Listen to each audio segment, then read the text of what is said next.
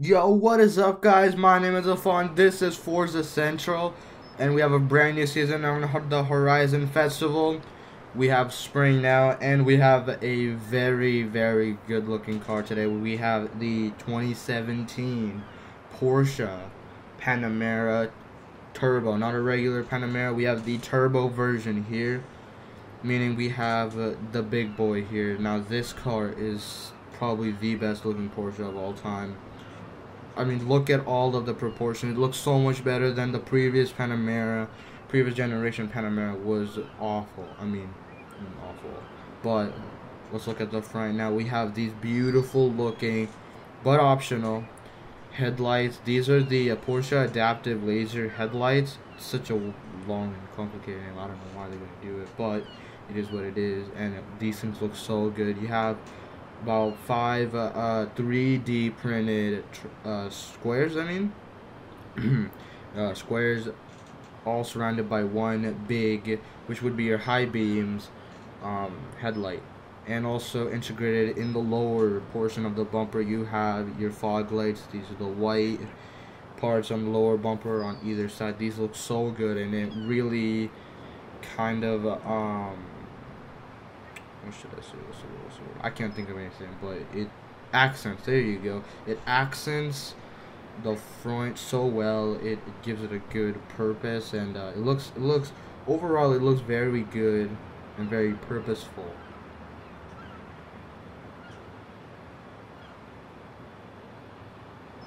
Now let's look at the front.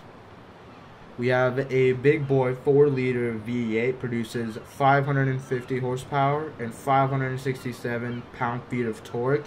The MPG on this car is 18 city, 25 highway, which is pretty good for a V8. It's not too bad, but there are versions that are higher than this, which are hybrids. There's a hybrid turbo, which gets about 20 city and about 26, 27 highway.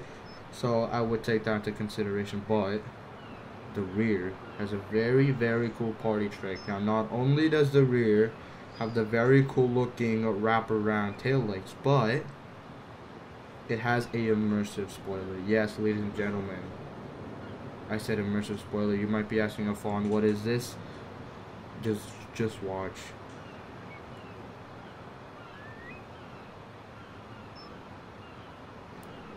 Any minute now. There you go. You have the Iron Man looking spoiler. Look at that. That thing looks so amazing. You have like the 3 sections that separate. It's just, oh, it looks so good. There's no car that has a better looking spoiler release like system movements. Not the spoiler does, but a Panamera. I mean, imagine that. Like, you pull up to a red light. You want to show off your cool looking spoiler. You have a button in the instrument cluster to open and close it. You open and close it, you play with that. That is the entertainment part. But yeah, it looks so good. I can honestly do this all day. I mean, the way the spoiler opens and everything, like, imagine replacing one of it. I bet it's a lot of money. I would believe it's around $10,000 to replace. I have heard that these Panameras are known for basically destroying these rear spoilers from playing it with it too much. But let's look at the trunk space.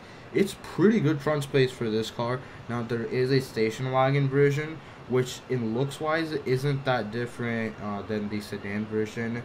If anything, it looks a little bit better. There's a lot of more pros with the Sport Turismo is what they call it, station wagon version. You get more headroom and whatnot, but the trunk space is overall very similar. There isn't that big of a difference. So that's why, honestly, you would be better off with a sedan version than a Sport Turismo. It's about $1,000 more. So it's your choice of what type of car you like. But look at this interior, beige interior, which I love. It's one of the rarest interiors in the game. All the cars we have is black, but this is the one that has some other colors in it, like beige. This thing looks amazing. You can see on the gauge cluster, very simple gauge. Excuse, I can't speak English today. Gauge cluster. And yeah, I mean, it looks so good. You have this single tachometer in the middle, and you have a very good size Not too big, not too small. Porsche steering wheel.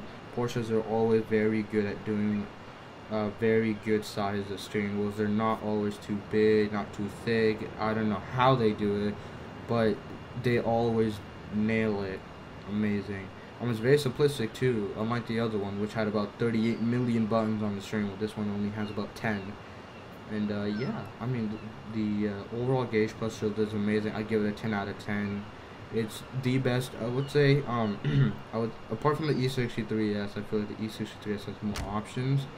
But yeah, it looks overall. I do like this. I would, you know, I would take it into consideration when buying this car. Now, the doors, traditional door things.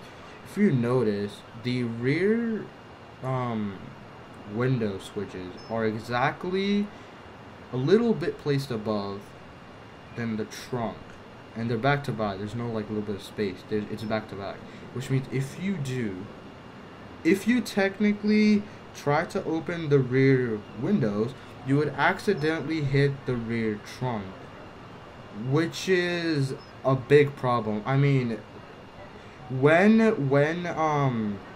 doing all this, please make sure that you're looking at what you're pressing, because I don't think you would want to open your trunk at a red light.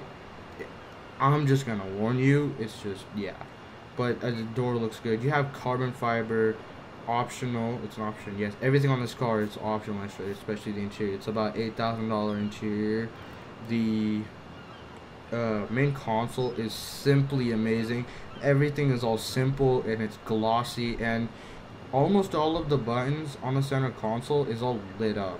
Except, well, right now it's not lit up, but when you start the car, it's all lit up. There's only about 2 buttons, which you can see is the suspension, for the Porsche adaptive suspension, which I'll talk about later on in great detail.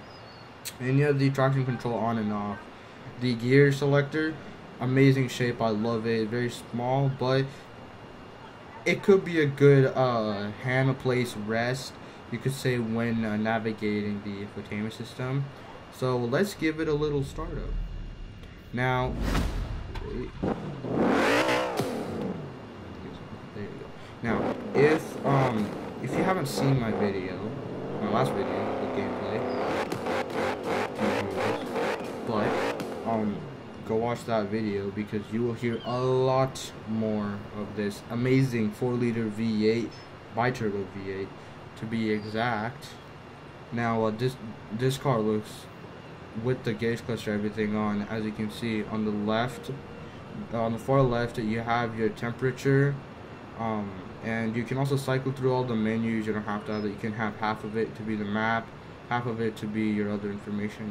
You also have your speedometer on the left, and on the right you have your clock on the far right, and then you have all your fuel, your engine temperature, you have your turbo boost gauge, you also have your engine whatchamacallit, like battery voltage type meter per se. But yeah, I mean, it looks, overall, I really like the interior. The cup holders are simply gigantic. I mean, I don't know what are they expecting, but they're just some of the biggest cup holders I've ever seen. So now let's move on from the front to the back, because after all, this is a Porsche. It's not a BMW or a Cadillac. This is a Porsche, and Porsche being Porsche, they have paid enough attention to the back for us to actually spend some of our time to look at the back. So let's see. Now the back is actually pretty good. It's not too bad.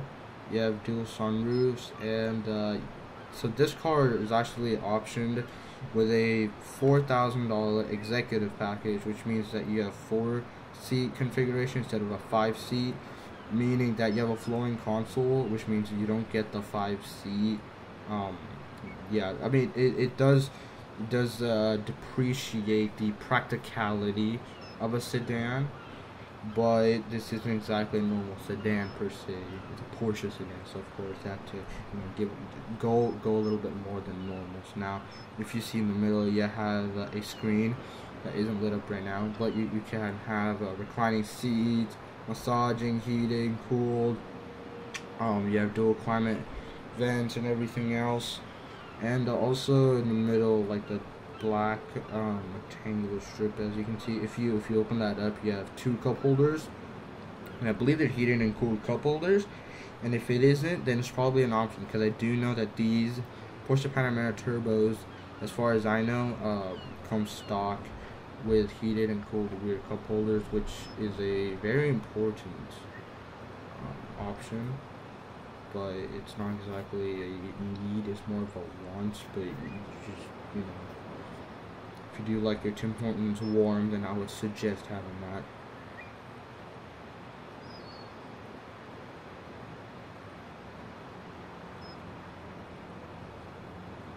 And yeah, I mean, I do love the interior of this car. I do feel like if I were to spec my own Panamera, I wouldn't have this interior. I would actually have the red interior. Porsche Reds interiors, I mean, it's so good.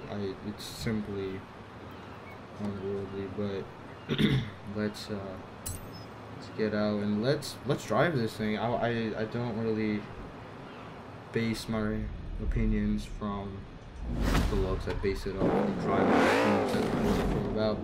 So let's see if we're right.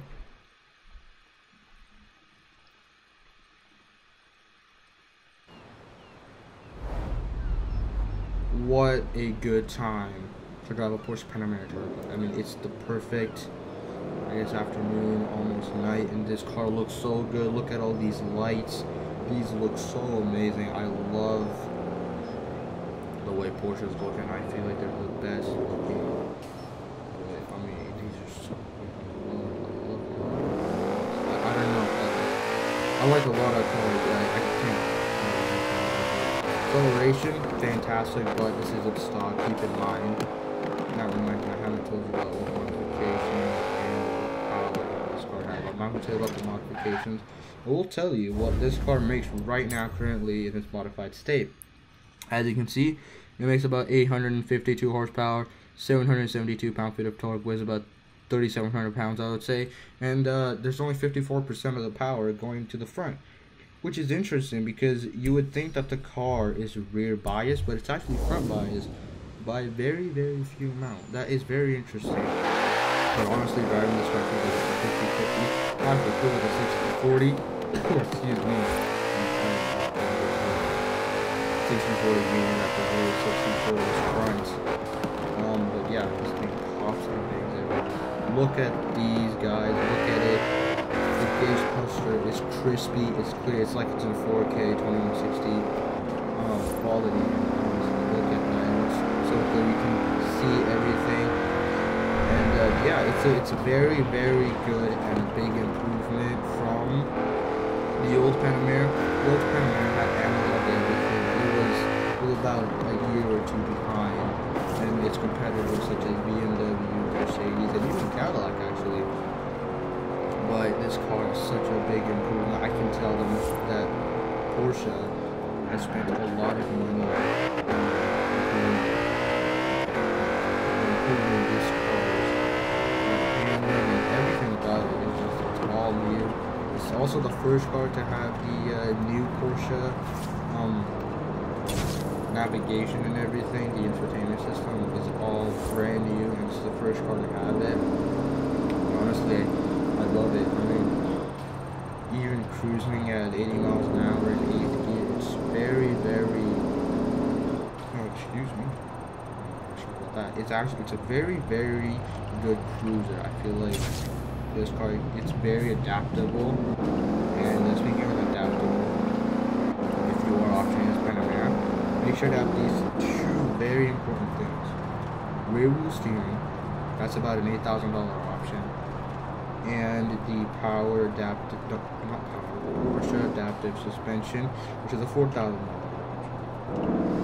And the reason why I say that is because the rear wheel steering is very much needed in this car, because it maneuvers very, very bad without the wheel steering. It's just, you don't want to drive it.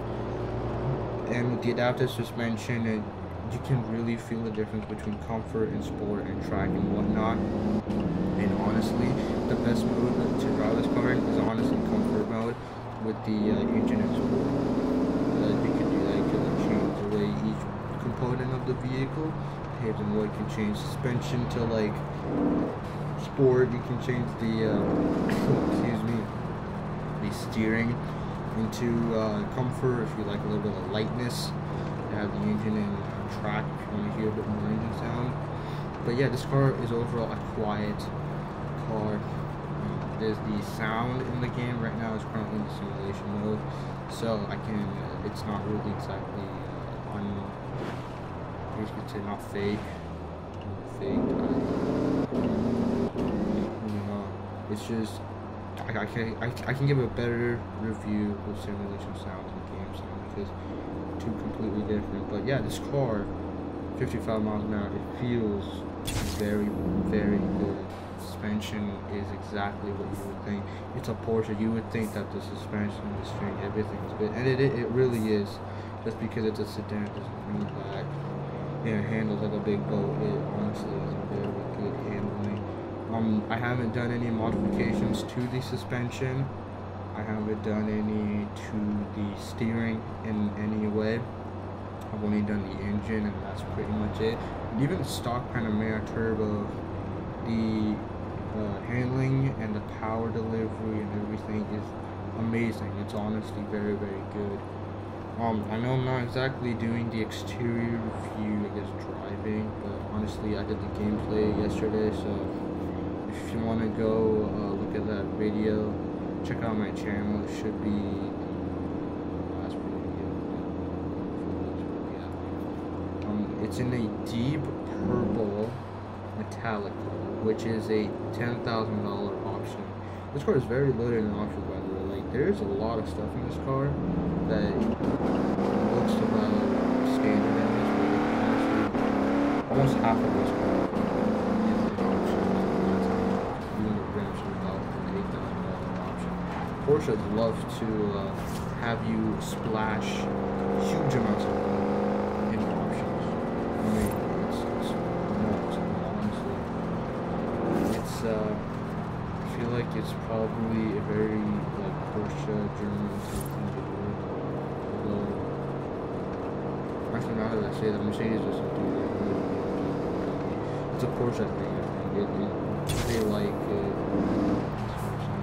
Yeah, but this car, very good, daily drivable, is very good handling. Yeah. Let's do a little bit of downshifting. And honestly, just look at those. Those look so good. I just love that.